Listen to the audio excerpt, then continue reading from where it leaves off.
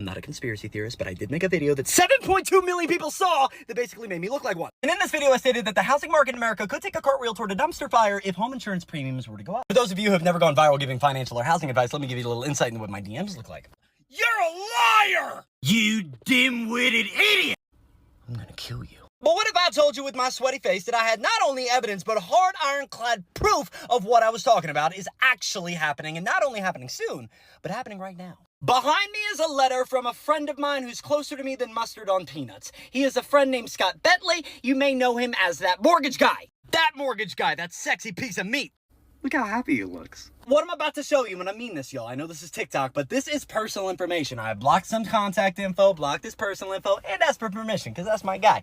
So when I show you this, I don't show it to fearmonger. I show to show proof of concept. If housing insurance companies, in order to gain their profits and revenue back that they lost from 2020 and onward through 2024, if they try to recoup it from the low to middle class via upping home insurance policies, it could crash the housing market. Zach, a 20% increase in my housing insurance wouldn't make me sell my home. First off, a 20% increase could force some people to have to sell, but you know what would definitely force people to have to sell or have to consider renting out or getting rid of it in some way, shape, or form?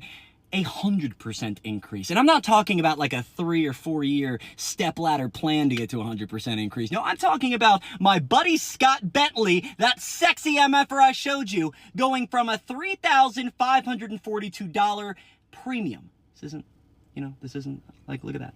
That's real. That's actually happening. Is next year, not in a few years, going to double to $7,307. Liberty, liberty, liberty. So here's the jiggity. You can't have your house if you don't have home insurance. Your bank that you have a mortgage through will require it. So when you get this letter in the mail, inevitably, it says your home insurance premium is going up. Now, I don't know if it's going to double. It may not. But regardless, if it goes up, you can't just go and say, hey, I'm not going to have home insurance. They're going to say, cool. You don't have a home. So as we're a few days from celebrating our independence on good old 7-4, remember that this oligarchy that they call a democracy is not independent at all, and you're reliant on the government and capitalist societies like them so that you have to pay money, and if you don't pay the money, you're gonna get your shelter taken away. And that's just kind of how it works.